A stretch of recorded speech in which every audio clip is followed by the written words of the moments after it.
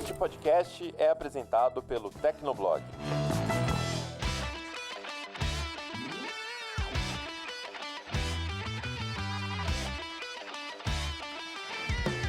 Olá, ouvinte! Seja bem-vindo! Está começando mais um episódio do Tecnocast. Eu sou o Thiago Mobilon. Eu sou o Tássio Veloso. Eu sou a Ana Marques. E eu sou o Emerson Alecrim. Hoje a gente disseca o lançamento da linha Galaxy S26 e a nova tela de privacidade da Samsung. É uma inovação legítima em um mercado de smartphones que anda um pouquinho estagnado. Mas será que essa solução anti-bisbilhoteiro é o suficiente para levar as pessoas às lojas e convencer o usuário a comprar um aparelho de mais de uns R$1.000? E entre as promessas da IA Agêntica e a volta do Exynos, o que realmente muda na prática para o consumidor brasileiro? Aguenta aí que a gente já começa.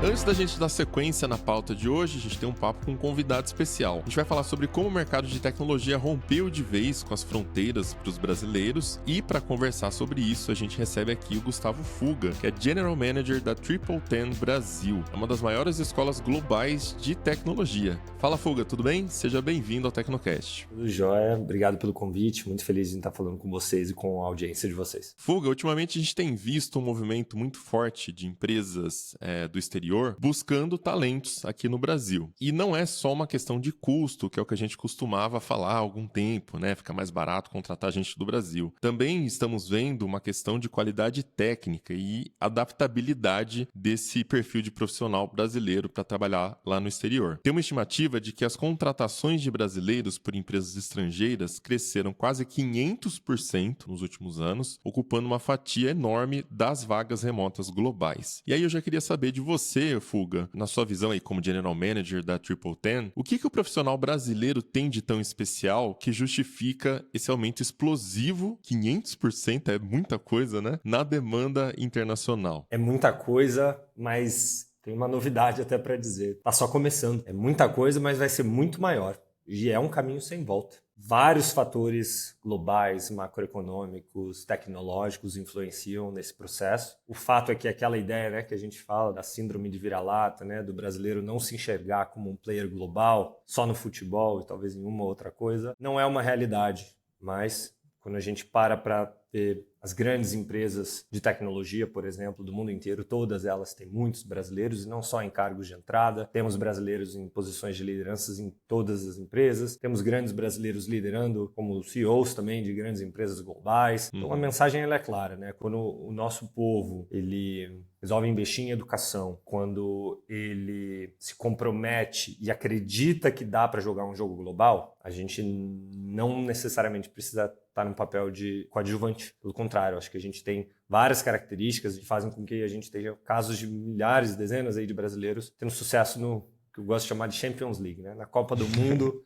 onde os grandões estão jogando, muitas vezes parecia muito distante, cada vez mais próximo. Tem vários fenômenos que explicam isso. Exportando talentos em euro, em dólar, para o mundo inteiro, né? Exatamente. E acho que o mais interessante para quem está escutando é que está só começando. Ainda tem muitas oportunidades. O Brasil está num momento muito bom para quem tem esse perfil. Aí a gente tem que falar de duas coisas, né? Acho que o principal é a parte técnica, porque obviamente não adianta ser barato se a parte técnica não for boa. Mas aí quando a gente está falando de adaptabilidade, né? O que você consegue trazer para a gente também? Tem alguma característica da cultura de trabalho do brasileiro, sei lá, capacidade de resolução de problemas? O que vocês têm visto na Triple Ten que costuma pesar mais na hora de uma empresa americana ou europeia, né, em euros aqui, decidir optar por um talento brasileiro? Eu vou te dar um dado interessante aqui. Para quem não conhece a Triple Ten, nós somos a maior escola de tecnologia dos Estados Unidos. Estamos no mundo inteiro. Mas o mercado brasileiro é um mercado muito grande, nosso. É um mercado que eu tenho o privilégio aí de liderar nesse último ano e que tem crescido bastante. Só que quando você olha só para os alunos da Triple Ten no Brasil, aproximadamente metade são brasileiros, brasileiras que moram já fora do Brasil. São brasileiros que já estavam expatriados em alguma parte, muitos na Europa, alguns nos Estados Unidos, mas em todos os países, eu diria para vocês, do mundo inteiro,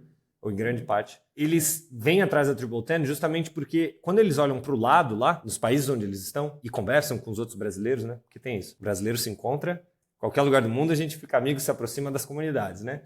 Então, quando eles olham para o lado e eles olham para os brasileiros bem-sucedidos, no geral, tem um setor que esses brasileiros bem-sucedidos estão trabalhando.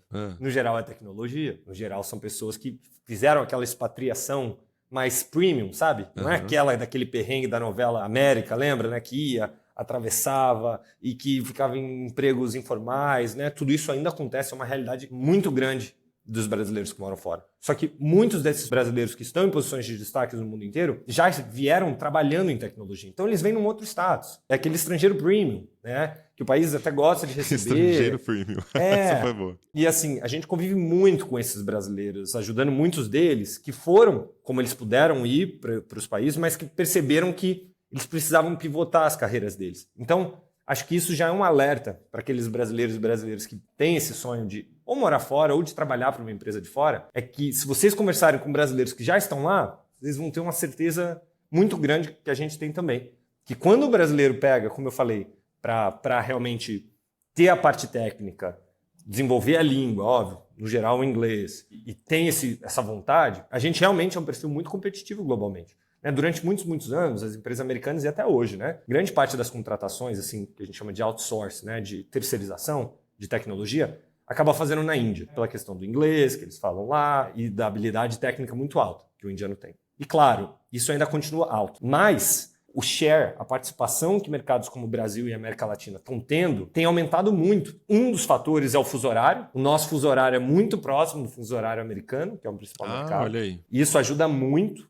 É 1 hora ali de Nova York, né, um pouco mais para outra costa, mas também muito menos do que na Índia. Eu morei alguns anos no Vale do Silício e vários amigos meus, programadores, que lideravam times de tecnologias, os CTOs, eles lideravam times na Índia. Então a gente ia sair à noite, às vezes para uma festinha, para sair, para celebrar. Eles não conseguiam porque eles estavam trabalhando. Estavam começando lá do outro lado a trabalhar. E trabalhavam no horário da Califórnia também, porque tinha as reuniões locais. Então, assim, isso continua, é claro, mas o Brasil tem crescido muito, não só pelo fuso horário, obviamente, mas por questões culturais, como você bem trouxe. O brasileiro ele é muito adaptativo, a gente não desiste tão fácil, temos uma cultura aí de trabalho no geral, né? Claro que é sempre difícil a gente generalizar um país inteiro continental como o nosso, mas sem dúvida nenhuma, assim, olhando para como o mercado vê o profissional brasileiro, no geral, é como aquela pessoa que resolve o problema. Não que vai ficar olhando ali para a documentação, vai tentar formas criativas, é um perfil mais inovador e bem resiliente. Então, acho que isso já está mais do que validado. Vários empresários, empreendedores brasileiros que foram jogar esse jogo americano, jogo global, e que tiveram sucesso por replicarem esse espírito que o brasileiro, no geral, tem. Quando tem o lado técnico ainda, aí vira uma máquina imparável. Pulga, a gente sabe que o mercado de tecnologia sempre foi muito dinâmico, né? Principalmente a gente que já está um pouquinho mais de tempo no mercado, sabe que as coisas têm um ritmo de mudança que é muito energético, assim, né? Tão energético que você não consegue prever, mas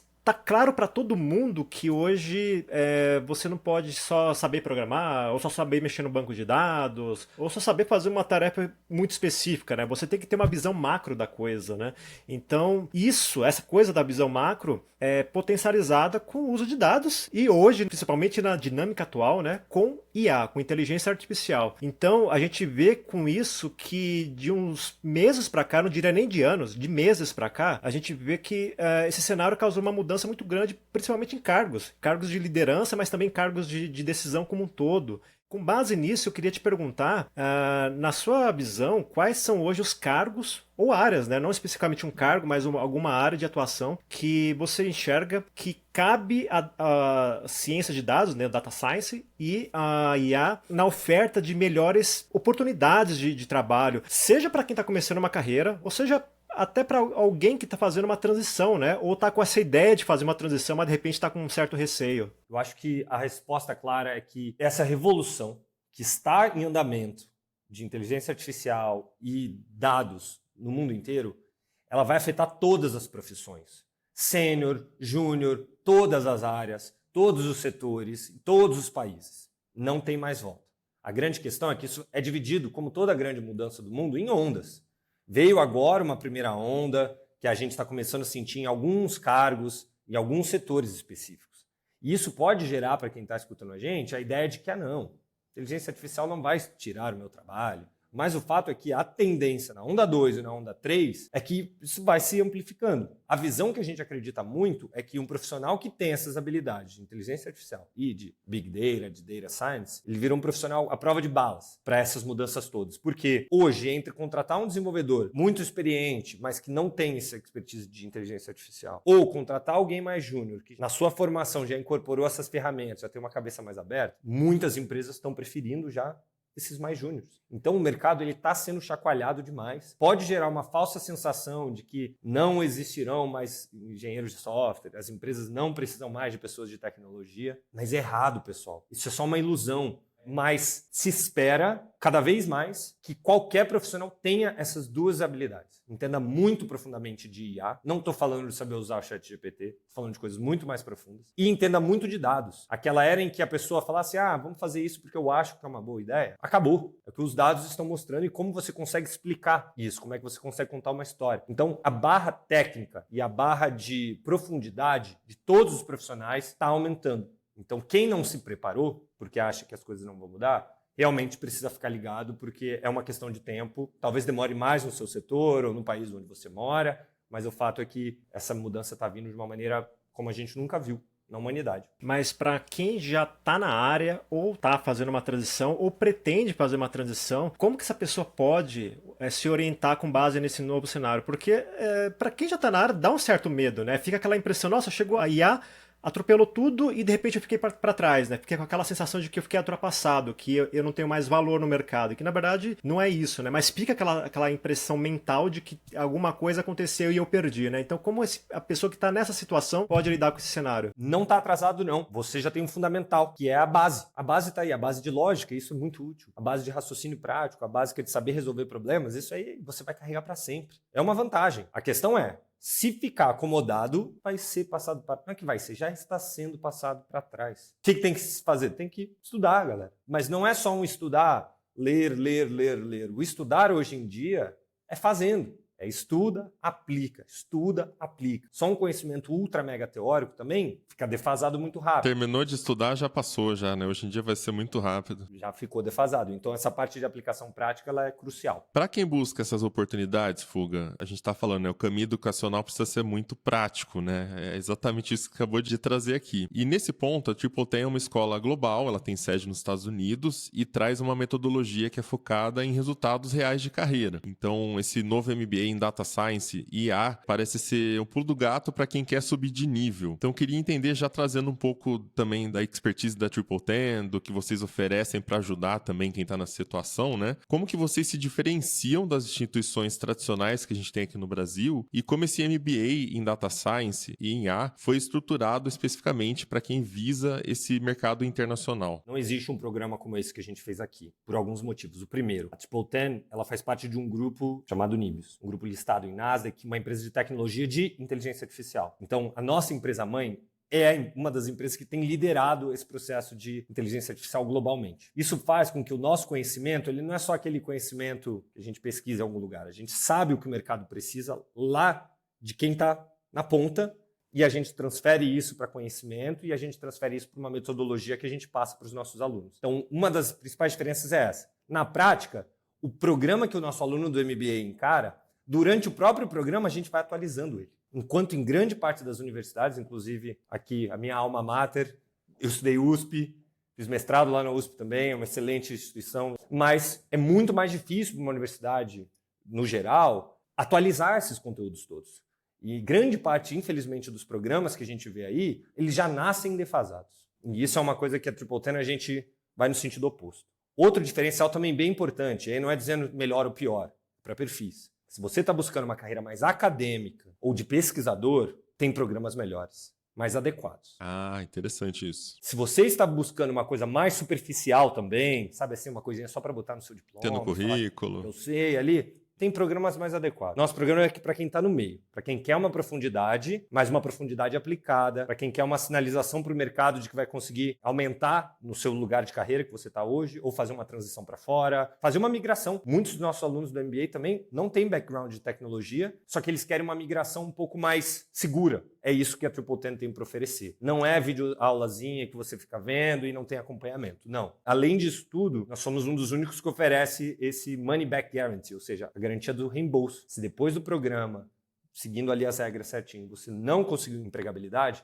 a gente devolve o dinheiro inteiro. E grande parte dos nossos alunos tem conseguido emprego durante mesmo o curso. Antes de terminar. Não é uma surpresa para a gente sabe disso. A gente está dentro do Vale do Silício, a gente está dentro das empresas de tecnologia, a gente sabe que faltam profissionais em todas as pontas de tecnologia, é que as posições mudaram e as skills necessárias também mudaram. A gente fez esse programa especialmente para esse público que já entendeu isso. A ideia do programa, então, é vivendo dentro do Vale do Silício, pegar o que as empresas estão precisando e transformar isso num pacote de graduação ali. Exatamente. Para um programa com uma duração de 10 meses, mais uma carga horária de 700 horas, que é quase o dobro de um programa de MBA ou pós-graduação tradicional no Brasil. As nossas referências não são brasileiras, mas a gente precisou adaptar algumas coisas para a realidade do Brasil, para o MEC. Então é uma certificação com validade no MEC de pós-graduação, de MBA, mas com reconhecimento global, além de parcerias que a gente tem com a AWS, está incluso uma certificação com a AWS, e com a Arizona State University, que é uma das maiores universidades americanas do mundo, que dá o módulo mais de business. Apesar de não ser o foco principal desse MBA, que é um MBA mais técnico, o aluno também ele sai capacitado para tomar decisões estratégicas e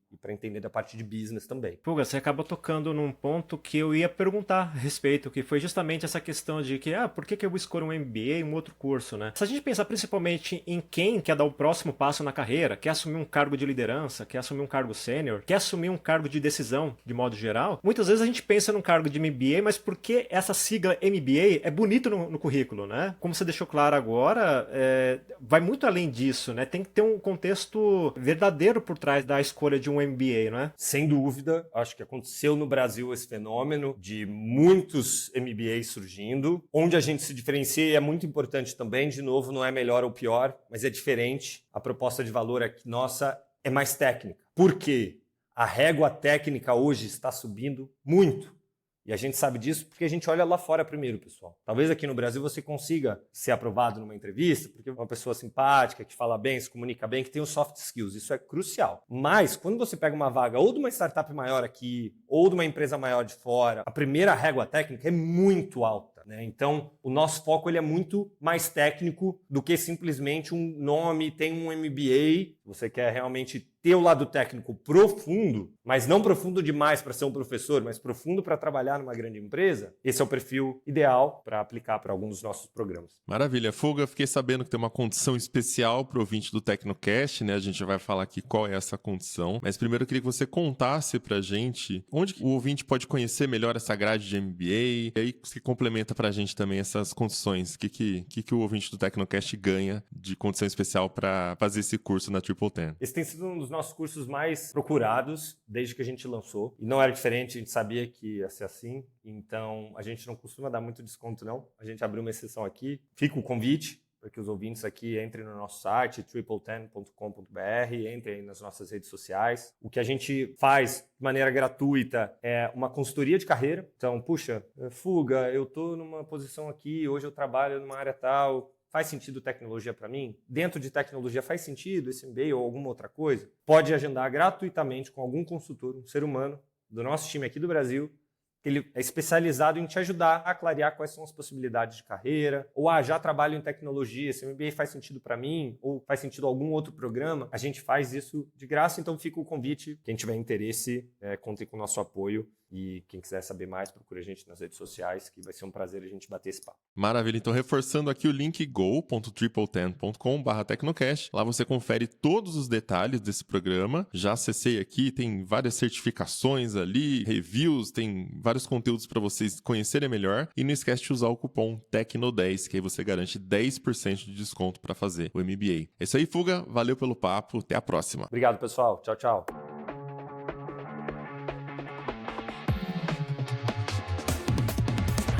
No último dia 25 de fevereiro, a Samsung anunciou a nova linha Galaxy S26 lá em São Francisco, na Califórnia. Embora o design pareça familiar, o aparelho trouxe algumas mudanças ali debaixo do capô e também tem uma questão meio polêmica ali na estratégia de preços para o Brasil, que a gente já vai entrar mais em detalhes também. Agora a gente tem desde o primeiro chip de 2 nanômetros comercial até uma inédita tela de privacidade que não é película não, tá? É nativa no Galaxy S26 Ultra. E para dissecar tudo isso, o Tassius Veloso tá lá em São Francisco, quase dormindo para gravar esse Tecnocast, porque que hora que é? Tá 7 e... Agora são 7h50, mas eu acordei 5 e pouca.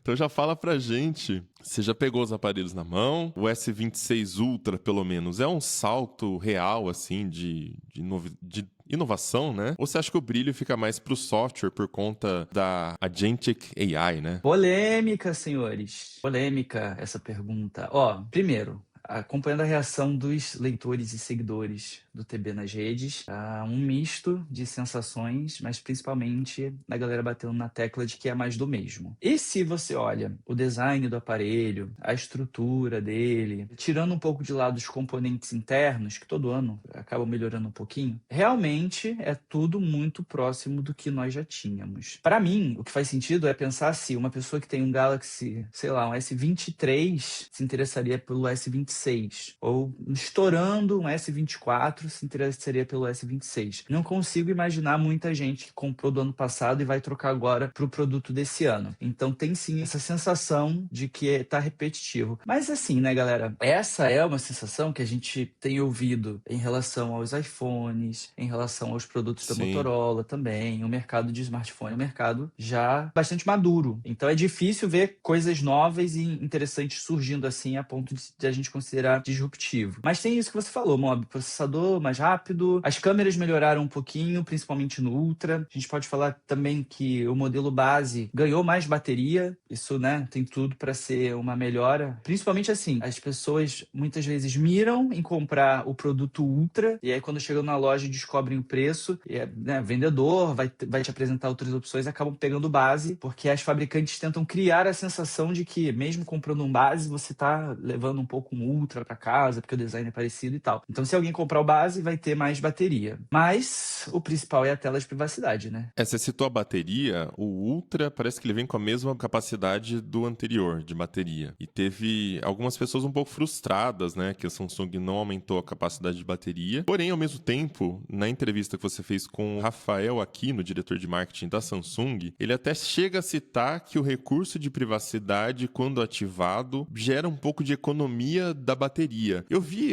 a apresentação da Unpacked, eles mostram como se fosse uma argola encaixando no pixel ali RGB, né, para controlar a dissipação da luz para os lados. Enfim, não entendi exatamente como é que funciona tecnicamente essa tela de privacidade e como que ela geraria essa economia de energia. Ficou mais claro isso na apresentação? Realmente será que gera uma economia de energia no Ultra se você tiver com ela ativada o tempo todo? Essa história me lembrou um pouco quando saiu o Always On Display. Eu lembro de estar numa MWC, a Feira de Barcelona, e foi num ano que, salvo engano aqui puxando da memória, a Samsung e a LG mostraram produtos com Always On Display. Foi no mesmo ano. A gente muito preocupado, né, de, nossa, vai gastar mais energia e tal, a bateria vai acabar mais rápido. E hoje praticamente todos os telefones, pelo menos esses, a gente tá falando aqui de produtos premium, tem Always On Display. E eu lembro de na MWC perguntar e eles fazerem um cálculo de que o impacto na bateria seria da ordem de 1%. Então, por ter lá a telinha que fica meio iluminada, diminui 1%, aquilo consome 1% da sua bateria. Já agora, em relação à tela de privacidade, eu acho que vai ser um caminho parecido com esse. Economiza energia, entre muitas aspas. Mas me parece ser um negócio tão residual que eu não apostaria as minhas fichas de que você vai ter mais 2, 3 horas no seu cotidiano por utilizar a tela de privacidade, sabe? Eu tô com o S26 Ultra e é um recurso específico do Ultra, tá? Nos outros não tem. Alguns leitores tinham perguntado isso. E aí eu tô brincando de ativo e desativo, você percebe que o brilho, ele diminui um pouco, mas não me parece ser um divisor de águas. E na parte da explicação técnica, primeiro, é patenteado pela Samsung, né? Essa tecnologia é um negócio que, conversando com um dos executivos deles, algum colega jornalista perguntou, há quanto tempo vocês estão trabalhando nesse projeto? Tem o quê? 1 ano? E aí o cara fez tipo não, muito mais do que um ano. Então eles já estão atrás dessa história há um tempão. Ele explicou que dentro da estrutura de pixels tem os narrow pixels e os wide pixels, que são os estreitos e os largos. E aí tem um desses, que agora confesso que eu não estou lembrando qual é, mas que ele é desativado ou diminuída a iluminação para conseguir chegar nesse efeito. E dessa forma eles conseguem controlar o ângulo de visão. Então tem toda uma explicação técnica. Eu imagino que eles vão soltar algum paper também explicando isso. Mas para o consumidor final, o que eles querem passar de mensagem é que show bisbilhoteiros, né? Show fofoqueiros, pode ver o que você quiser e ninguém vai saber o que tá ali. Eu já digo aqui para vocês, não é exatamente assim, tá? Mesmo quando você ativa no máximo, né, a proteção máxima, uma função que dá até, ele controla contraste do que tá na tela e sei lá mais o que, mas por exemplo, se você estiver numa sala escura, mesmo estando bem assim, na diagonal da pessoa que... Aliás, paralelamente à pessoa que está usando o smartphone, se você olhar com atenção, se você prestar atenção, você ainda consegue ter uma pista do que está sendo exibido ali. Mas eles estão falando principalmente de uso em coletivos, em ambientes iluminados, e aí o efeito é bem mais evidente. Aliás, essa é a razão pela qual eu odiei esse recurso, né? Porque meu passatempo preferido no metrô é ficar olhando o que o pessoal tá fazendo no celular, né? Então, fiquei bem frustrado com esse recurso novo aí. Tem várias contas de Instagram, inclusive, que vão ter que fechar depois disso aí. Pois é. Contas que eles ficam postando foto de tela de celular. Tem gente que foi flagrado com conversas picantes no WhatsApp, no metrô e tal. Então, pra essa galera, acho que vai ser útil. Falando sério agora, é um recurso que eu achei muito interessante porque, principalmente no metrô mesmo, no transporte público, que é onde tem uma concentração de gente muito próxima, as pessoas acabam apelando para aqueles protetores de tela que de fato escurecem, mas assim, escurecem tanto que acaba atrapalhando a própria experiência da pessoa. Cheguei a ver um caso de... não sei se foi no Instagram, no TikTok, algum lugar, que a pessoa falava assim, olha, tenho vergonha de ficar jogando no tigrinho quando eu tô num lugar público, só que quando eu tô com essa proteção de tela instalada no celular, tem umas funções lá que eu não consigo enxergar. Então, quer dizer, se a gente for pensar em aplicações de leitura, por exemplo, eu gosto muito de ficar lendo no celular, eu acho que ia atrapalhar bastante, né? Então, o que eu achei interessante no caso do Galaxy S26 Ultra é que você tem uma opção de controle de intensidade, né? Então, de repente, se você percebe que tá atrapalhando um pouco o nível que você colocou, você consegue ajustar, né? Ainda que você não fique 100% protegido de desbilhoteiros, né? Mas se conseguir pelo menos ajudar alguma coisa, já adianta pra muita gente, né? Na experiência de uso do aparelho como um todo. O que muita gente tem feito é comparar, né, com uma película comum, dessas que o Alecrim citou, e tem uma diferença grande que é justamente esse conforto, essa comodidade de poder ativar e desativar o recurso quando você quiser. Então tem momentos que você tá realmente vendo uma coisa mais secreta, digamos assim, e você quer compartilhar com alguém, com uma pessoa, e aí você pode, em vez de simplesmente virar pra cara dela, né, o smartphone, você dá uma diminuída, né, nesse efeito e ela consegue enxergar de um ângulo um pouquinho mais lateral, mas ainda mantendo a visualização baixa pra quem está um pouquinho mais distante ainda. Só que essa questão de poder ativar e desativar, né, ela não é igual à película que tá sempre ativa, também eu enxergo como um ponto negativo, porque você precisa acionar toda vez que você vai usar. O meu questionamento em relação a isso é quanto as pessoas realmente vão usar isso na prática se isso for de forma manual. E aí até uma dúvida, né? Existe alguma forma de ativar isso automaticamente? Por exemplo, você vai para algum ambiente externo, reconhece pelo GPS e aí ativa automaticamente? Caralho. Ou não? A Ana Marques já tá criando a próxima versão da tela aí. Sensacional a ideia. Eu tava imaginando, tipo assim, começar a identificar pelo acelerômetro do celular, giroscópio, e pela câmera, né? Que nem a Apple tem o Face ID, né? Mas, sei lá, usar a câmera mesmo. Ela sabe se você tá olhando pro celular ou se você tá meio que virando ele de lado e mostrando pra alguém. E aí poderia automaticamente já dar meio que uma desativada, Sim. né? Enfim. Ideia legal. Quem sabe eles não conseguem. Até com IA facilitaria, né? Você identificar o movimento, entender o que tá acontecendo. É que assim, não é exatamente on-off. Então, se você entra no painel rápido do celular, tem assim, condições para ativar. E aí, nesse condições para ativar, você pode escolher aplicativos específicos que ficam protegidos. Então, eu vi lá uma experimentação que na home do celular tava tudo iluminado. E aí, quando a pessoa, funcionária da Samsung, abriu o aplicativo do banco, aí o aplicativo já abria protegido. Então, você vê que partes da tela ficam escurecidas e outras não. Então, me parece ser um controle muito assim, granular. Também tem a opção de encobrir, né, de ativar a privacidade privacidade. Quando você está em telas de PIN, padrão, senha, acredito que biometria também, pasta segura também, e ativar isso especificamente nos pop-ups de notificação, que pelo que eu entendi é o tipo de notificação que fica ali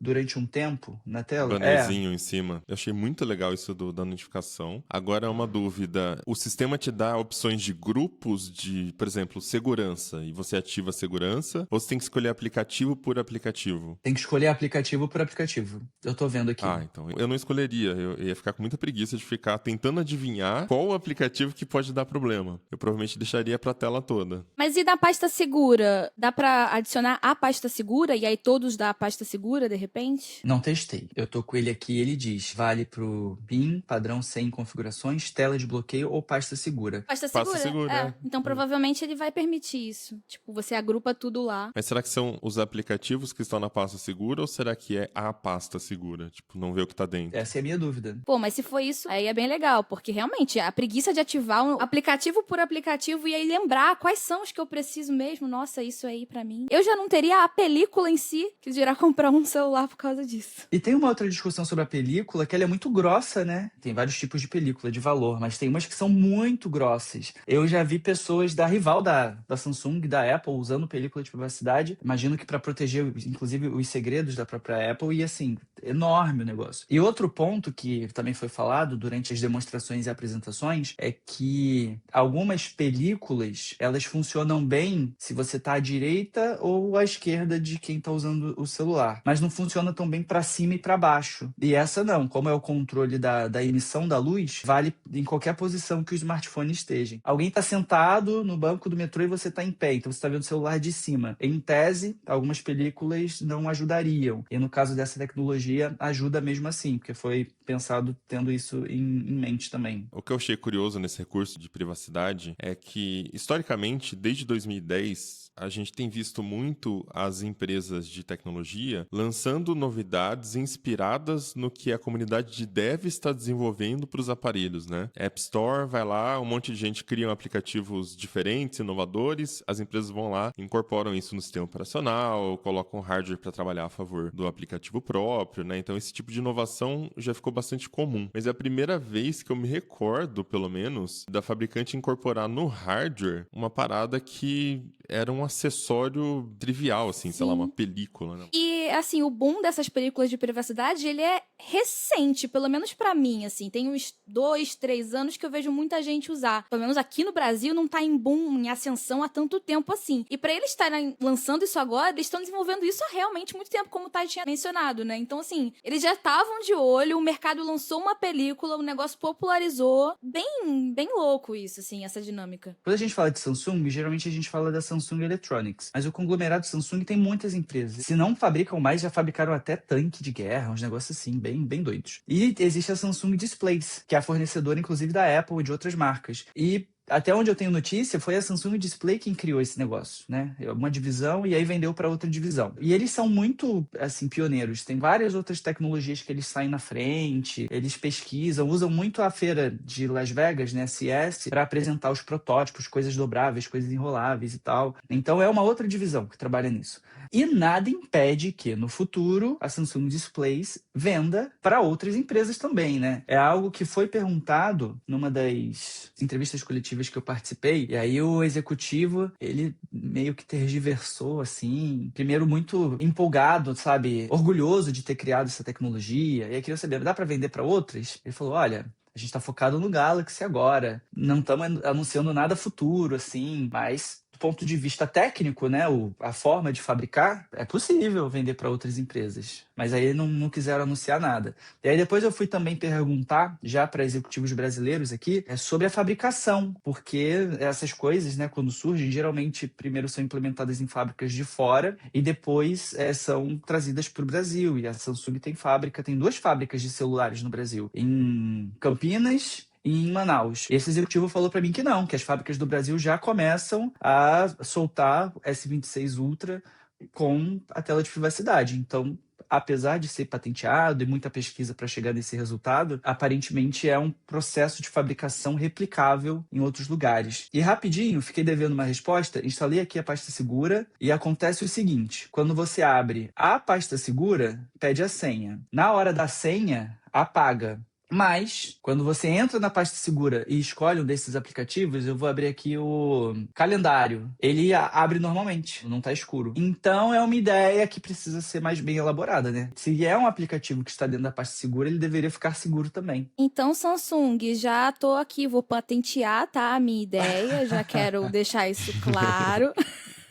Tá, só pra gente deixar mais claro, então, pro ouvinte, você citou que quando ativa, mexe na questão do brilho, né? Mas assim, vamos pingos nos is aqui, bem claro. Ligando o filtro de privacidade no máximo, naquela opção máxima até, afeta a experiência de quem tá usando o celular? Tipo, muda alguma coisa na prática? Você vê diferença? Até pela questão do tamanho da tela, tem isso de, sei lá, esse ângulo do cantinho aqui já tá meio escurecido, ou não, você não percebe a diferença? Eu liguei aqui agora, eu já tinha utilizado no máximo antes. E assim, se você muda o ângulo um pouquinho, já percebe que ficou mais escurecido. Ela não fica exatamente preta às vezes, ela começa a ficar meio cinza, mas não afeta o dia a dia. Agora, eu reparei que quando é uma tela que tem muitas coisas pretas, tipo quando tá no modo noturno e abre as configurações, fica tudo meio acinzentado. Então o contraste não é tão grande, não são letras brancas no fundo preto. As letras ficam um pouco cinzas num fundo muito cinza. Deu pra usar, assim, mas exigiu um pouco de adaptação do meu olho, né? Porque eu já tô acostumado com o outro jeito. Mas é aquilo também, a proteção máxima, me parece que a maioria das pessoas não vai ficar utilizando o tempo inteiro. Mas dá pra ler, a definição das imagens não diminui. Eu até perguntei, muda a resolução do celular quando isso é ativado? Me falaram que não. E aqui, rapidamente, uma ressalva.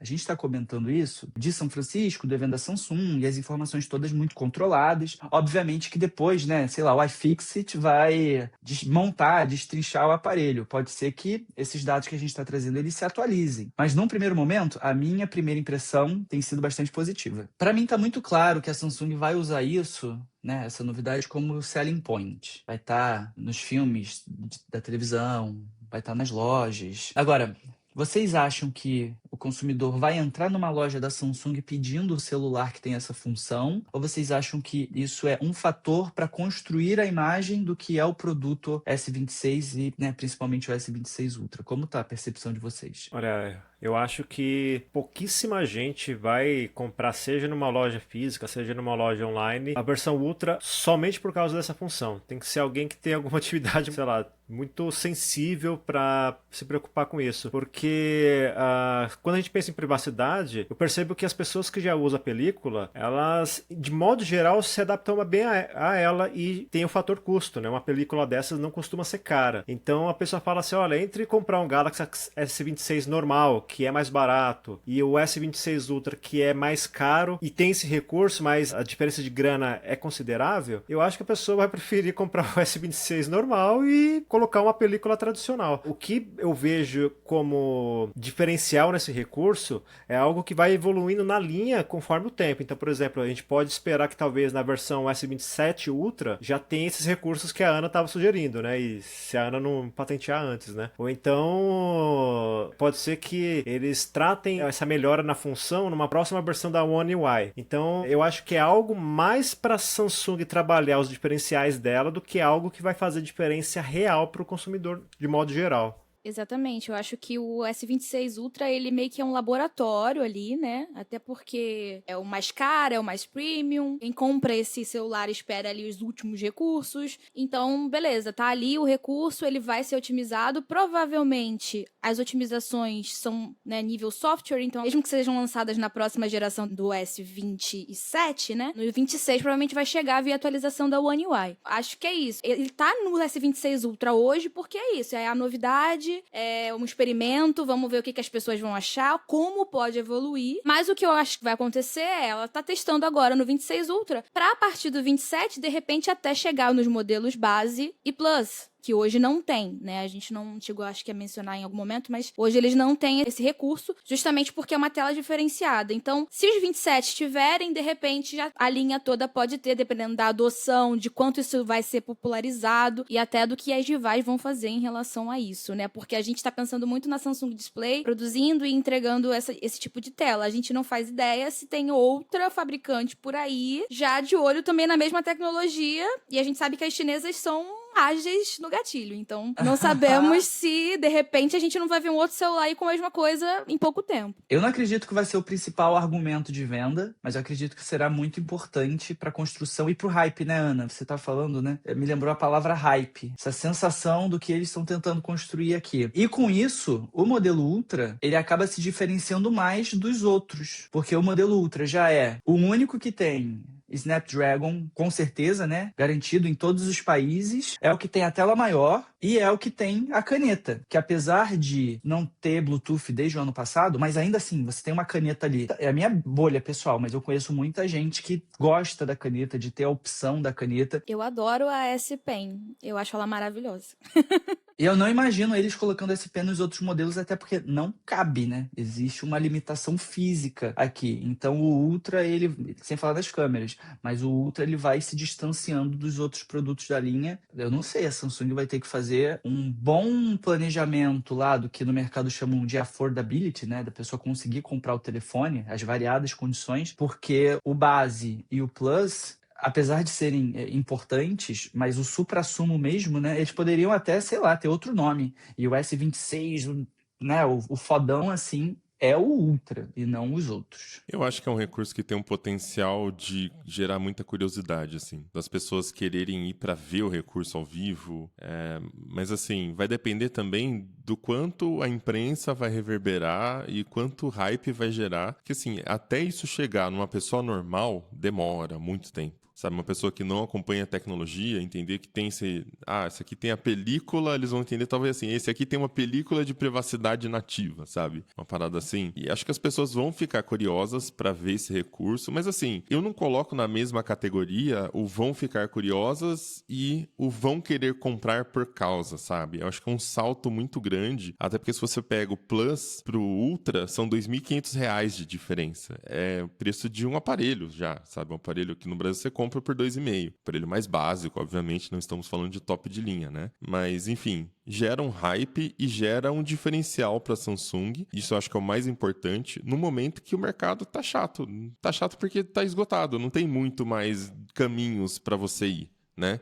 E aí, o que a gente está vendo é essa coisa de IA para todo lado. Vamos lançar recursos de IA, câmera com IA, não sei do que lá com IA. E até agora nada que vá, de fato, mudar o nosso dia a dia com a IA, aquela coisa que a gente vem falando sempre no Tecnocast. Então, assim, é muito bem-vindo que em 2026 a Samsung tenha uma ideia dessas. Com certeza, até o final do ano tem cópia chinesa aí na área. E no futuro vai ter a Samsung comercializando essa tela. Afinal de contas, não deve ser barato produzir. O P&D ali foi caro. E eles precisam diluir esse custo e lucrar com esse produto novo. Eles não vão fazer isso deixando só no S26 Ultra. Inclusive, curioso para ver se no ano que vem já chega no Plus, se já chega no base também. Acho que talvez no Plus primeiro, não sei exatamente, mas com certeza vamos diferenciar o Ultra, até pode ter questões de limite de capacidade de produção no primeiro momento, né? Mas é isso, primeira versão, né? Ano que vem, quem sabe, vem até uma versão melhorada, essa aqui consegue bloquear melhor, além dos recursos de software que a Ana já deu várias ideias aí, então vamos ver o que acontece nas próximas versões. A gente tá movendo já para outro momento aqui do podcast, mas duas considerações rapidíssimas. A primeira delas é que, para mim, é importante observar que eles já estão fabricando com essa tela, né, no Brasil. Então talvez não seja tão difícil de replicar. Uma vez que eles desenvolveram, né, o negócio, às vezes o criar é mais complicado do que o implementar. Então isso abre margem para, no futuro, ter, inclusive, em produtos fora da linha Premium. Num Galaxy A58, talvez, no ano que vem, ou 59. Aí seria sucesso, hein? Aí, que eu acho que é a galera que ia Nudes gostar para mesmo todos. assim, desse recurso. Vai ser essa a plataforma da Samsung.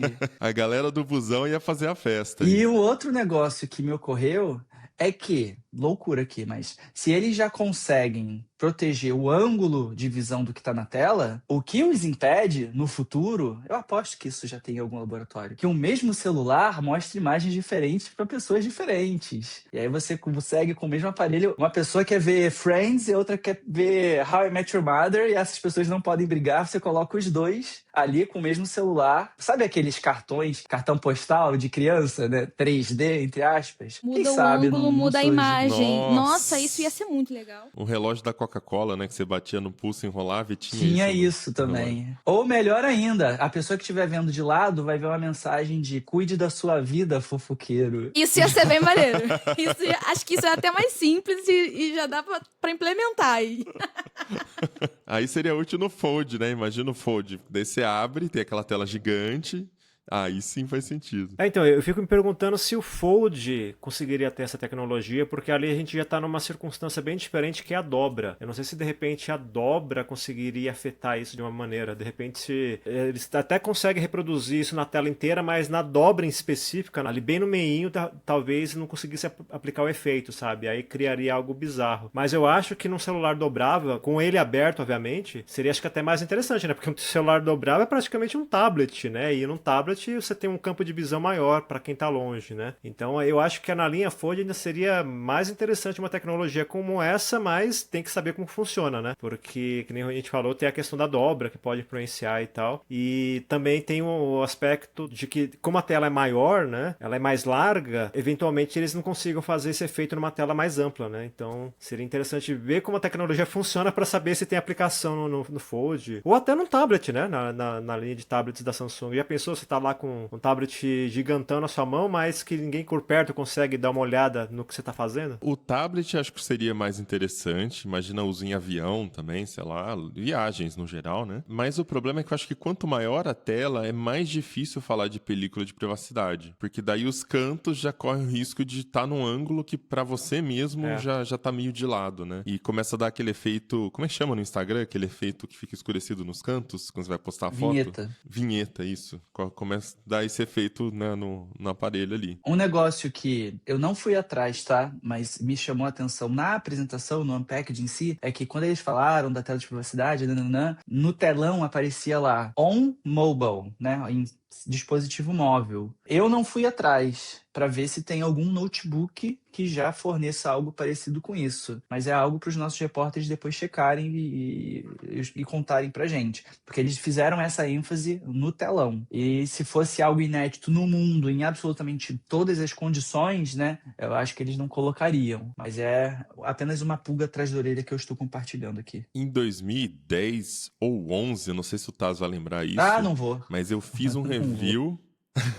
Tô lembrando nem quando eu cheguei aqui, mas diga. Eu fiz um review de uma tela de privacidade da 3M, lá na Tecno House, em São Paulo. E era no meu MacBook White ainda. E vinha com os adesivinhos, fazia tipo um encaixezinho de papelão assim nos cantos da tela, e você encaixava a tela e ficava na frente da tela, você não colava na tela do MacBook. Então, meu primeiro contato com esse tipo de tela foi nessa época aí, que eu publiquei no Tecnoblog. Pelo que eu me lembro, já tinha esse problema no MacBook, de você de lado assim não ficava muito bom. De lado que eu digo é você, na verdade, de frente, os cantos você já via que tava um pouco esquisito, sabe? Tanto que eu fiquei, lógico, eles mandaram o produto no pedido de volta, né? E eu nunca usei. Eu tirei, fiquei incomodado e tirei da tela. Seguindo aqui, eu tinha falado na abertura sobre Agentic AI. Durante o evento, teve algumas coisas que me chamaram a atenção. Primeiro, a parceria do Samsung Browser com Perplexity. A gente gravando vários Tecnocasts aí sobre a treta de Google, ser o buscador padrão no navegador, né? Samsung traz aí uma parceria com Perplexity no Samsung Browser. Então, acho que vale só mencionar aqui, que eu achei curioso. E a menção a uma coisa que Samsung chamou de AIOS e depois o cara do Google que entrou no palco para falar do Android já chamou de Intelligent System, né? Em vez de Operational System. Se não me engano foi esse o trocadilho. Mas disseram que vai rolar um early preview disso no S26. É um recurso que o Google ainda está testando e é esse lance do Agentic AI que o Tasso pode explicar se ele viu mais detalhes lá também. Mas o Google vem no Android, isso não é da Samsung especificamente, né? Vai vir no Android, mas o Google com essa parceria vai disponibilizar um Early Preview no S26. Ainda com alguns apps específicos, não falaram quais. Lá eles deram o exemplo do Grubhub, que é tipo um iFood lá fora, nos Estados Unidos, né? Que mais você viu sobre isso lá, Taz? Teve alguma sessão também, onde eles apresentaram alguma coisa extra? Cara, eu não vi nem na apresentação, porque o Wi-Fi tava uma porcaria durante o evento, e a gente precisando subir matéria. Eu vi que entrou no palco o Samit, eu acho, Samir, um negócio assim o nome dele. Aí ele começou a falar, mas o meu notebook travadíssimo com Wi-Fi, peguei assim por alto. Mas o que eu posso te dizer é, tanto antes do evento quanto depois, nós não tivemos nenhuma entrevista coletiva para tratar especificamente desse assunto. Foi uma surpresa para todo mundo que estava ali. Agora, a Samsung, ela tem uma parceria muito robusta com o Google. Tanto que Circule para Pesquisar começou nos aparelhos da Samsung, né? Depois o Google libera para todo mundo. Sim. Teve algumas coisas do Gemini, eu acho, que a Samsung recebeu antes também. Então não me espanta. Não me espanta que eles façam esse movimento. Mas assim, enquanto eles não explicarem direitinho como funciona, né? Para mim foi um teaser só. Um teaser que é possível.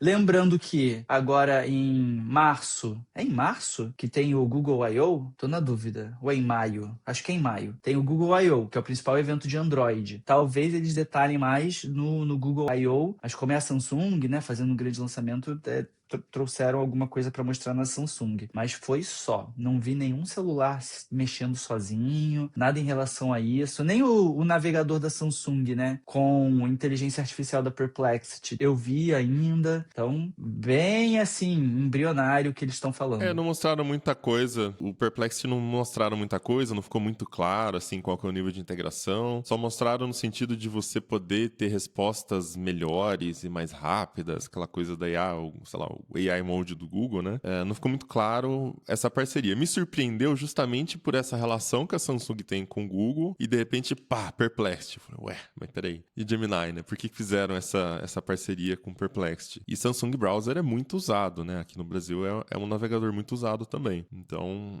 tende a dar um up aí na Perplexity, dependendo do nível de integração. Me parece que eles fizeram isso também para não deixar o hype de inteligência artificial passar. E aí tem outros detalhes de software que a gente pode falar. Mas um bastidor aqui é que durante as coletivas das quais eu participei, pelo menos os jornalistas têm se interessado muito para saber o que de IA depende da nuvem e o que está sendo feito on device, por causa da privacidade e da segurança, né, das coisas. Então eu tô bem interessado para descobrir se a Agentic no Android, de modo geral, do Google, o quanto vai depender de ficar mandando coisas para a nuvem do Google. Porque se for 100% dependente, nem todo mundo vai topar, né? Tem gente que não vai querer que isso aconteça. E a Samsung mostrou uma função chamada Now Nudge. Esse nudge não é de 18+. É NUDGE. É nudge. De chacoalhar, um negócio assim. Depende do teclado da Samsung. Você tá numa conversa, falando com alguém, combinando alguma coisa, né? Um compromisso. E aí, quando alguém cita uma data, em tese, eu digo em tese porque eu ainda não consegui usar, o teclado da Samsung vai ter algumas informações já salvas no celular, e o teclado vai sugerir uma resposta, ou vai colocar um ícone do aplicativo de calendário para você entrar no aplicativo de calendário e ver como é que vai estar naquela data lá. E eles falaram que parte disso... Primeiro, utiliza-se um negócio chamado PDE, Privacy Data, não sei das quantas. Então, é on-device e aí o dispositivo decide se vai puxar alguma coisa da nuvem para complementar lá a resposta. Mas eles falaram que dá para configurar para rodar apenas no dispositivo. Quando eles falaram isso, deu para perceber no semblante dos jornalistas que ficaram um pouco mais despreocupados, né? Porque senão é você no WhatsApp, trocando mensagem com alguém e partes disso indo para a nuvem para deixar o recurso preparado, manja. Mas é um foco muito grande nisso do on-device. Mas assim, tecnicamente... a gente tem que ter o pé no chão de saber que, com as tecnologias atuais de LLM, é impossível você fazer coisas muito avançadas no hardware de um celular. Agora, eu até citei isso no último evento da Apple, né? A Apple trouxe o 17 Pro, colocou lá o tal do dissipador a vapor, com câmera a vapor, né? Que é algo que já tinha no Samsung e tal, mas a Apple trouxe isso e eu até falei, cara, pra mim isso é um preparativo pra colocar mais poder de processamento, porque a IA frita o processador mesmo, Sim, né? total. Então a Apple mais se preparando pra coisas de processamento on device, que ainda não existem, mas devem vir. Samsung já estava preparada para isso, já estava posicionada nisso, né? Só que assim, mesmo com isso, tem um limitador muito forte que é a memória RAM. Você tem que abrir o modelo inteiro na memória RAM para trabalhar com a LLM. E aí a gente está falando de no mínimo 8 GB, um modelo muito, muito basicão, para não falar outra palavra, sabe? Fubango! Que Bem susto! ruinzinho. Fubango.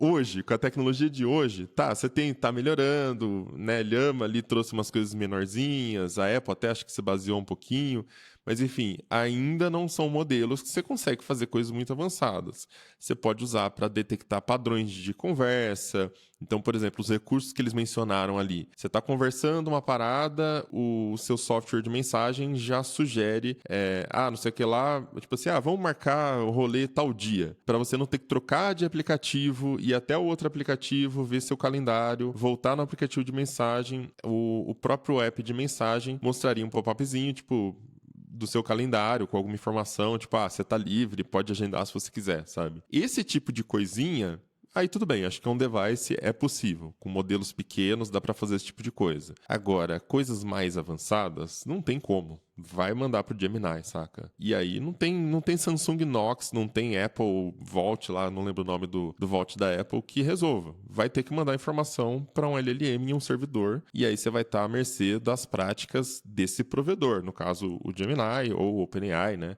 Você tem que mandar as informações pro servidor deles. Eu vejo em celular a galera tá usando muito. Assim, a galera que eu falo de modo geral, assim, tá usando muito pra edição de foto e vídeo também, mas mais pra foto. A pessoa quer ficar mais apresentável e tal. E, cara, edição de foto com IA ou de vídeo, principalmente vídeo, é recurso de hardware extremo, assim. Talvez você consiga fazer alguma coisa de modo local, de maneira repetitiva, mas também esgota a bateria, né? Tem esse outro fator também. Então, é uma conta que é difícil de fechar, né? Então não dá pra contar 100% com o aparelho para essas coisas, pelo menos não na atual fase, né? Ainda mais com uma câmera de 200 megapixels, né? Imagina o tamanho ali do arquivo. Pois é. E assim, falando de IA, também tem recursos de imagem que chamaram muito a atenção, e esses eu já pude testar com um pouco mais de calma, e principalmente aquilo de, na galeria do Galaxy, você escolher uma foto, e aí tem lá as opções de edição, retirar pessoas e tal, que isso já é super conhecido. Tem melhorado, inclusive, né, questão de reflexo, sombra e tal, mas consegui colocar prompt de texto, que é uma novidade do S26.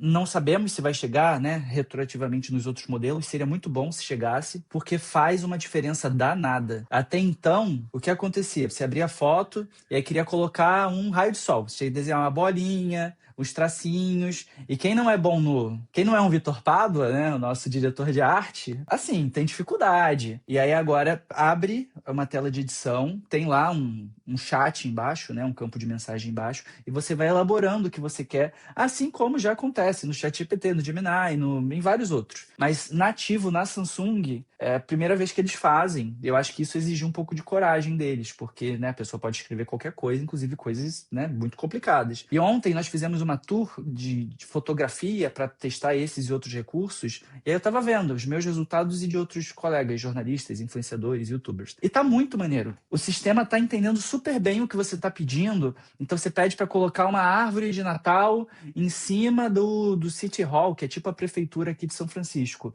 numa determinada perspectiva, de baixo para cima, né? Faz super bem. Foi um negócio que o Felipe Becker executou. Teve uma outra pessoa que colocou vários cachorrinhos voadores dentro lá do hall principal desse prédio. Ficou super bem feito. Então, isso para quem trabalha com coisa criativa, eu acho que vai destravar um potencial gigantesco de, né, brincar com as imagens reais, fazendo essas adições de inteligência artificial, e aí batendo, né, me repetindo um pouco, mas já existia antes em outros aplicativos, mas ali é nativo. Então é muito mais confortável de direto da galeria você começar a fazer essas modificações todas. Eu achei um baita acerto da Samsung trazer essa novidade. E também vai dar para você utilizar uma imagem, né, que você está editando. Ela é a principal, mas você consegue adicionar outras imagens como se fossem anexos, como referência para nisso e criando alguma coisa.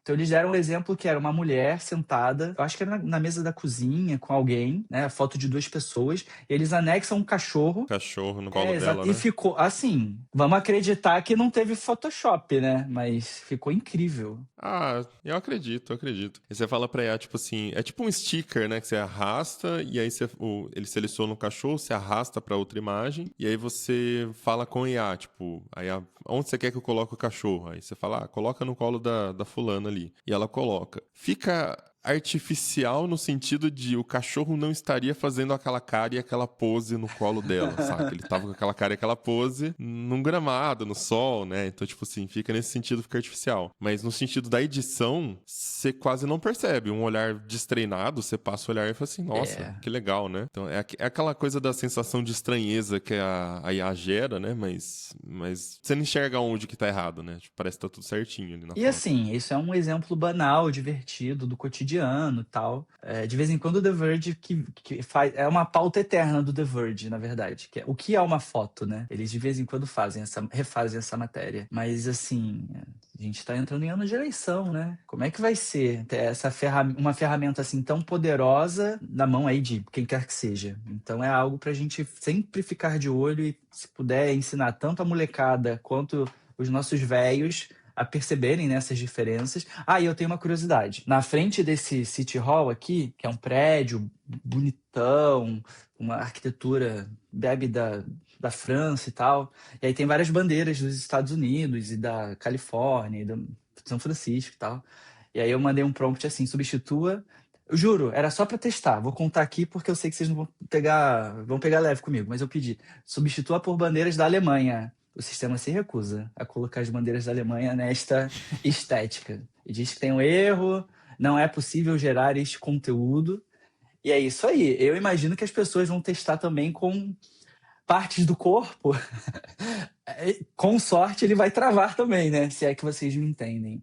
A minha dificuldade com esse tipo de coisa é que muitas vezes parece que essas travas são feitas manualmente. E aí gera uma falsa sensação de segurança, saca? Eu sigo contas que ficam fazendo testes desse tipo de coisa para ver até onde as IAs são, entre aspas, inteligentes, né? E uma muito polêmica que eu vi recentemente, que eu não vou lembrar exatamente os prompts, mas era tipo assim, faça alguma zoeira aí com caucasianos. Faça alguma zoeira aí com católicos. Faça alguma zoeira aí com budistas. E ele ia falando. E até que ele chegou, faça alguma zoeira com paquistaneses ou israelenses, não lembro qual foi, acho que paquistanês que ele falou. E aí, eu acho melhor a gente não ficar fazendo esse tipo de brincadeira, porque a gente tem que respeitar religiões, E tipo, peraí, mas por que só nessa, né? Porque os cientistas de dados, os desenvolvedores, estão de olho nas coisas que são mais polêmicas na internet, e eles vão lá e implementam bloqueios manualmente, muitas vezes, né? O legal seria se fosse uma coisa inteligente, aí a raciocina e fala assim, não, peraí, esse tipo de coisa não é bacana, né? Vamos falar de outro assunto, independente de quem se está falando. Então, enfim... É isso, acho que às vezes é uma falsa sensação de segurança, entre aspas. E outra, a visão de mundo muda dependendo de onde você está, né? Então, Tem uma isso coisa também. que é possível aqui nos Estados Unidos, no Brasil a gente considera ultrajante. Tem palavras que a gente fala no Brasil que aqui, assim, você chama a polícia e você é preso. Então é bem delicado. Isso só mostra que a IA não pensa tanto quanto, né, se pinta. Bom, falamos de tantos recursos, mas uma coisa muito importante é o preço, né? Falar dos preços deles aqui no Brasil. E aí essa história do preço traz um temperinho adicional também, que é uma questão que o Tasso estava explicando aqui antes da gravação, sobre precificação dos Androids, manter valorizado os aparelhos um pouquinho mais antigos, né, Tasso? Explica pra gente aí essa ideia, como é que é. O que aconteceu, e falando especificamente de Brasil, é que isso é um negócio que eu sei que você vai gostar. Eles mataram o modelo de 128 GB. Então já começa em 256. O 128, base 128, custava 6.999. Esse foi um monitoramento que o Everton Favretto fez pra gente. No ano passado, 256 GB custava 7.499. Neste ano, mantém 7.499, mas começa em 7.499. O que isso quer dizer? Tá mais caro. Ticket médio, mais alto. E nos outros, na maioria, né, das opções de Galaxy S26, os preços ficaram mais caros. Tem um aqui que é gritante, um exemplo gritante, que é o Plus de 512 GB.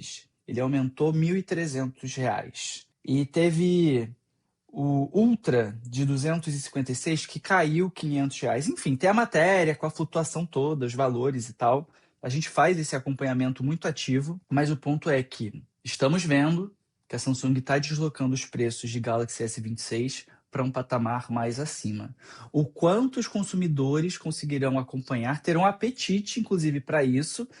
E aí a gente já abre uma segunda ressalva, acho que é a do preço de lançamento versus o preço que eles praticam na vida real. Nós temos o achados do TB, a gente acompanha os valores que são, né, praticados no mercado, e pouquíssimo tempo depois, via de regra, vejamos no S26, mas via de regra, já começa a cair o preço de celulares. Androids em geral, Samsung, ela acaba promocionando muito no Brasil. Então ainda não entendi muito bem por que eles fizeram esse movimento. Lá no recinto do Unpacked, quando eles anunciaram os preços, enfim, tem a plateia ali, tem a reação da plateia. Então, dependendo de como é, o povo bate muitas palmas. Na parte do preço, todo mundo ficou meio assim, se entreolhando no preço para os Estados Unidos. E eu acredito que essa foi também a sensação de quem estava assistindo a transmissão voltada para o Brasil. Mas, em resumo, inflação acontecendo dentro dos produtos da Samsung. Uma coisa para a gente colocar aqui também, de dados, é que o dólar, durante o último ano, ele caiu 15%. Pelo menos aqui, que jogaria a favor de uma redução de preço. Porém, o que a gente tem noticiado dia após dia é que os custos dos componentes estão aumentando. Memória RAM está indo para as alturas, né, por conta de inteligência artificial. Isso já começou a afetar preço de HDs, de SSDs, na verdade. Agora tem de HDs também, porque esgotaram os SSDs aí das prateleiras dos estoques das fabricantes. Então, o mercado como um todo de tecnologia está sofrendo essa pressão por conta de inteligência artificial, data center. E tem mais um agravante durante esse último ano, que foi esse samba muito louco aí do Trump, com as tarifas que ele meteu em todo mundo, depois tirou, e aí teve retaliação de países também colocando tarifas, né? Então a gente teria que fazer uma apuração um pouco mais complexa para ver como é que estão as tarifas de importação. Recentemente também, aliás, essa semana, provavelmente, ou na semana anterior, o governo brasileiro também anunciou novos impostos, né, de importação, que vão afetar bens de capital, mas também afetam peças de computador, né? Então, placa de vídeo, celular, se não me engano, estava no meio também.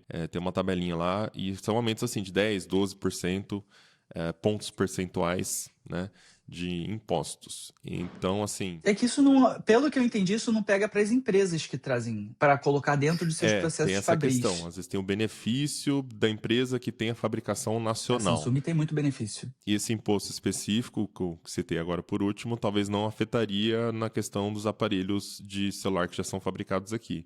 Teria que apurar isso melhor. Agora, o que eu tô achando muito louco é que, em tese, pelo menos, os aparelhos de ponta seriam os menos afetados pela crise dos chips. E aí eu lembro de uma entrevista que o Gustavo Assunção, vice-presidente da Samsung no Brasil, me deu em novembro, dezembro, que ele já alertava sobre preços. Ele falava produtos mid e produto de entrada, porque usam a memória RAM LPDDR4, salvo engano. Com certeza o S26 usa LPDDR5, que não seria afetada, porque as fábricas que produzem DDR4, simplificando aqui, estavam parando de fabricar para fabricar o HBM4 também, que é o que a inteligência artificial requer. Pessoal, agora vai dar 9 horas da manhã, desculpa se eu errar os números, mas vocês estão entendendo o que eu estou explicando, né? Para não ser depois execrado pelos nossos ouvintes. Então afetaria os produtos intermediários. E aqui a gente tem um flagship que está sofrendo esse aumento de preço. Então, assim, por quê? Será que é realmente a IA que está causando esse efeito? Ou se é realmente ele se recolocando no mercado diante, talvez, da concorrência, talvez, enfim, né, por outros motivos. Eu achei essa parte estranha. Acho que o meu ponto é que tem muitas variáveis, então fica um pouco difícil calcular a causa exata, sabe? Acho que foi um ano muito agitado, com muitas coisas acontecendo, então exigiria uma apuração mais a fundo pra gente tentar cravar o que é que tá acontecendo aqui. Se é só posicionamento de marca, ou se realmente tem a questão da cadeia de suprimentos aí. Tá caro, hein? Comprar celular de ponta. Mas se quiser, você compra o Ultra, que aí baixou R$ 500 ali. Em vez de 12, você vai pagar 11,5. A versão de 256. E no Brasil eles estão fazendo aquele mecanismo de você compra um determinado modelo e ganha mais memória. Então, para quem comprar na largada, acaba tendo essa vantagem também, mas aí paga o preço cheio. Enfim, vai do gosto do consumidor. A gente está falando de memória RAM, mas tem a questão do processador. E aqui existe um capítulo polêmico para o consumidor brasileiro, que é a escolha de Exynos no Brasil, né? O modelo base e o modelo Plus utilizam o Exynos 2600, que é um chip novo da Samsung, litografia de 2 nanômetros, inclusive, batem muito nessa tecla. E o Ultra utiliza o Snapdragon 8 Elite Gen 5 for Galaxy. Enfim, Qualcomm, mais poderoso da Qualcomm, otimizado por produtos Samsung. Agora, tem alguns países que vai ser tudo Snapdragon. E aí fica aquilo, por que no Brasil, então, vai usar o Exynos, que no passado já deu problema de superaquecer, de ter desempenho inferior e por aí vai. Perguntei sobre isso aqui, os executivos batem na tecla de que, na verdade, o Snapdragon em todos os produtos da linha só acontece em 3 ou 4 países, notadamente Coreia do Sul e Estados Unidos. O Renato Citrini, que é gerente sênior de produto da Samsung, ele até citou que o CDMA acaba sendo um fator para se utilizar Snapdragon em tudo aqui nos Estados Unidos. Além disso, depois eu estava me lembrando que as operadoras americanas utilizam a tecnologia millimeter wave, principalmente em estádios, em alguns locais assim, né, para ter uma rede mais robusta. Só que o millimeter wave só pegou aqui, não pegou em nenhum outro lugar do mundo, nenhum lugar assim relevante pelo menos. Então acaba sendo algo muito específico. No fim, a gente fica com essa sensação de pé atrás e de precisar testar para poder falar alguma coisa antes de efetivamente cravar se esses Exynos 2600 eles são inferiores ou superiores, enfim, qual é o desempenho deles. Mas o que eu acho importante é desconstruir esse mito de que o Brasil é o prejudicado. Porque, na verdade, a Samsung é quase uma ONU, né? Tá em sei lá quantas dezenas de países.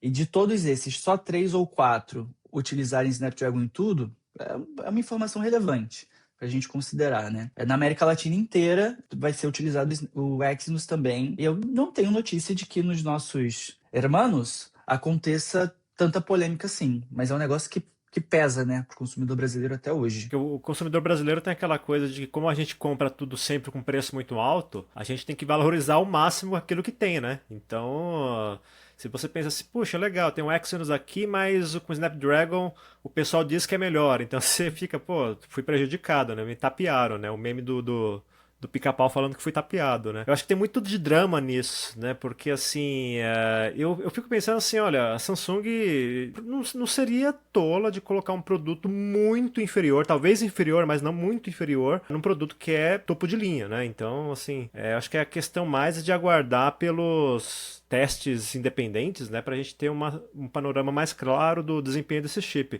A única preocupação que eu tenho com relação a ele, na verdade, é a questão da bateria, né? O S26 normal tem 4.300 de mAh, então eu penso que é uma coisa um pouco maior que no S25, que é 4.000, mas eu não sei se essa diferença vai ter um impacto positivo, sabe? Não chega a 10%, né?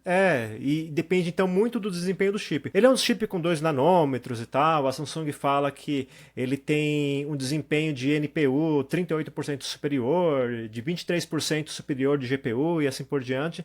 Então a gente pode pensar também que ele tem alguma otimização de eficiência energética, mas é aquilo que a gente sabe por experiência própria, né? A gente tem que aguardar os testes independentes. Deixamos o melhor para o final. Vocês com certeza, até em função, né, do onde a gente trabalha, com que a gente trabalha, já viram gente que compra iPhone e não outros produtos, outras marcas de celular, nem Motorola, nem Xiaomi, nem Poco, nem Samsung, nem coisa nenhuma, mas o iPhone especificamente, porque são criadores de conteúdo e querem postar fotos e vídeos incríveis no Instagram. Seja para postar em tempo real nos stories, seja para depois jogar num CapCut da vida, num Edit, se editar e rapidamente subir para as redes sociais. Então, existe muita reclamação sobre o desempenho do Instagram no Android. Isso já é, assim, milenar. E eu tive a possibilidade de perguntar numa coletiva pro principal nome de imagem e de câmera da Samsung. Ele é vice-presidente de soluções de imagem. De lá, perguntei, mas e o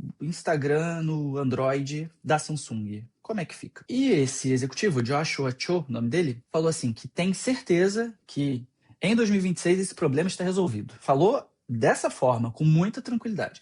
O problema está resolvido, eu tenho reuniões semanais com o Google para tratar desse problema, e aí ele usa o termo diferenças, para tratar as diferenças entre o desempenho no Android e o desempenho em outras plataformas. Ele não fala iPhone, né? A palavra proibida para os executivos da Samsung, creio eu, mas a gente sabe do que se trata. Aí ele falou que ia melhorar tal, que tinha uma API diferente, que os fornecedores desses aplicativos estavam participando dessas conversas para resolver as situações todas, enfim, aí deu essa resposta. Aí terminou a sessão, assim, sala cheia, sala de reunião de hotel cheia, tal, muitos jornalistas. E aí, quando eu estava indo para o elevador, este senhor, ele estava vindo para ir para algum lugar. E aí eu cheguei junto e perguntei, mas me conta melhor essa história. O que vocês fizeram para... Fofoqueira de elevador. Olha só, eu estava apurando, põe na tela, exclusivo, dá trabalho. E aí ele me disse que eles conseguiram resolver uma questão que envolvia o bitrate na transmissão das imagens do celular para o Instagram, propriamente dito, e também a resolução dessas imagens. Aparentemente não era a resolução máxima e agora estão fazendo isso. Começa no S26 e depois deve ser implementado também em gerações passadas já dos produtos da Samsung. O executivo da Samsung falando de Android e de um aplicativo de Android. Então são muitas pontas aqui. Ele me pareceu muito confiante de que a situação estava resolvida e que basicamente o que a Samsung está falando você, creator, pode usar o Galaxy para fazer o seu material e vai ficar lindo, assim como fica nos outros, no caso no iPhone. Eu procurei o Instagram, a equipe de comunicação do Instagram no Brasil, para checar isso. Hoje, quinta-feira, a gente está gravando 9 da manhã, ainda não tinha uma resposta para entender o que o Instagram fala. Mas assim, a sensação é de que se for realmente, dessa vez, a situação estiver resolvida, maravilhoso. Porque o Galaxy faz fotos incríveis, outros produtos com Android também, mas é uma dor de cabeça para publicar nas outras redes, né? E assim, você quer resolver teu corre, então vai e compra logo um iPhone. Muita gente pensa dessa forma. Agora eu pergunto para vocês acham que dessa vez vai? Eu já ouvi essa história em outros carnavais, mas nunca com tanta ênfase. É que nunca foi com tanta ênfase, sabe? Não, foi sim. Porque dessa vez... respira. Olha o nível de estresse. Como é que tá o relógio aí? Cadê meu alprazolam? 9 da manhã já tá Traz assim meu já. alprazolam aí, por favor. Cadê o seu nível de estresse do relógio? Tá quanto? Desativei, porque eu cansei de levar tapa na cara do meu relógio, entendeu? Cara, segunda-feira aqui em São Francisco, 9 da noite, ele gritando que o estresse estava alto. Fala pra ele, meu filho, eu estou aqui numa cobertura, não tem... O olho, nem tomei café, o olho tremendo. Mas fala, Ana, o que você acha? Mas enfim, eu não acredito, porque, só pra eu entender, eles não mencionaram isso. Você perguntou na coletiva e eles não trouxeram isso como feature, tipo, na apresentação em momento algum, certo? Não. Ah, não, porque seria vergonhoso também você trazer isso de mas feature, por quê? né? Por que estou perguntando? Porque no lançamento de Galaxy S10, vamos voltar aqui Instagram. muitos anos, Nossa. eles trouxeram o modo Instagram. Que era incrível. Que era exatamente isso. Tipo assim, vou postar pelo Instagram e vai dar certo. Inclusive, o S10 é um dos melhores celulares já lançados pela Samsung na vida. É muito bom esse celular, eu tenho ele até hoje. Tá todo quebrado? Tá, mas é porque ele caiu, mas... Por dentro, ele funciona. Ele é maravilhoso. E a câmera dele, eu uso ele como uma segunda câmera, às vezes, quando eu não preciso, eu uso também. Eu gosto muito dele. E ele tinha uma câmera incrível e ele publicava até melhor. A compatibilidade era realmente um pouquinho melhor do que os outros celulares na época. Agora eu não sei mais como é que tá, que eu não usei pra isso. Mas o S26 Ultra ou 26 Base Plus, ninguém falou sobre isso. Isso não foi uma função destacada ou, enfim, falada. Então eu acho muito difícil... Mas a gente tá aqui pra isso, não tá? Pra provocar? Não, a gente tá, mas eu acho difícil a Samsung deixar passar isso no marketing, porque é uma coisa que as pessoas pedem muito, as pessoas criticam muito, principalmente o usuário do S26 Ultra, que é um usuário mais premium, que geralmente quer uma coisinha mais rebuscada, não é só bateria e processador, ele quer, né, outras coisas mais, essa galera ia ficar muito feliz com um celular que posta bem no Instagram.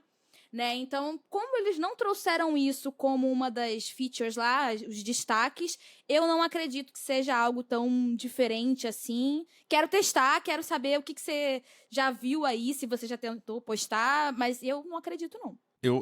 Entendo o que você está dizendo, mas ao mesmo tempo eu fico pensando, como time de marketing da Samsung, como é que você empacota isso sem soar como um grande fracasso, saca? Tipo, você falar de novo de modo Instagram 7 anos depois do S10 Era e só a não galera ter tirado o reclamando modo disso todos os Instagram. anos, Até sabe? hoje eu não entendi por que eles tiraram essa caceta. Porque Funcionava não super funcionou. bem. Não. Não, funcionava. Aquele que você Não. capturava numa parte da câmera que era plugada no Instagram funcionava bem. Sim, e ele ia até realmente com uma qualidade, mas a questão era, ele funcionava para essas capturas. Postar conteúdo tipo carrossel, que hoje em dia a gente posta muito, né? Carrossel e tudo mais, já não ia. Então, assim, como é que seria isso hoje? Eu acho que eles tiraram porque não conseguiram acompanhar. E realmente, você teria que, né, acompanhar a evolução do Instagram, né, pra isso. O Instagram Então, teria que participar. Exatamente. E como a Meta nem falou nada, eu acho muito difícil ter sido uma evolução grande. Agora, rapidamente, uma consideração aqui, cobrindo o setor há muito tempo, né? Conversando com esses executivos há muitos anos. Sim, foi uma. A gente aproveita essas coletivas para perguntar o que eles não estão colocando no material de marketing, né? Porque senão também vira um grande jabazão. Mas esses caras, eles são treinados para darem não respostas nessas circunstâncias. Eu consigo pensar pelo menos umas 5 linhas de raciocínio para o cara não responder se ele não quisesse. E ele quis responder. E é um executivo que está no setor de fotografia, de câmera lá, há muitos anos. Então é aquilo, fiquem ligados. Eu tô com o S26 Ultra aqui nessa quinta-feira, vou sair, já vou colocar meu Instagram, vou testar.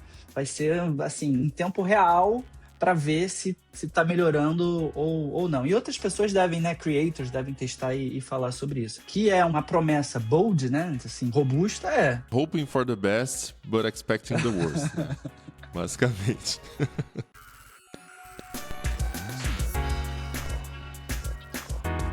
Então é isso, vamos chegando ao final de mais um episódio do Tecnocast. E aí, conta pra gente o que você achou da nova linha S26 da Samsung. Você é o cara que gastaria mais, a mulher que gastaria mais pra ter a versão Ultra e ter o recurso de privacidade na tela? Ou pra você isso é só uma firulinha que não tem tanta graça? O que você tá esperando do Agentic AI?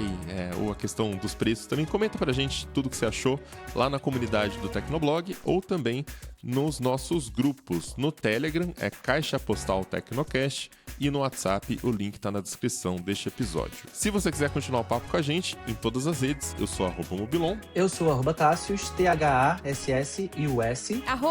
@Ana Marques Comunica. E @ealecrim. Este Tecnocast vai ficando por aqui e até o próximo. Tchau! Tchau, tchau! Tchau!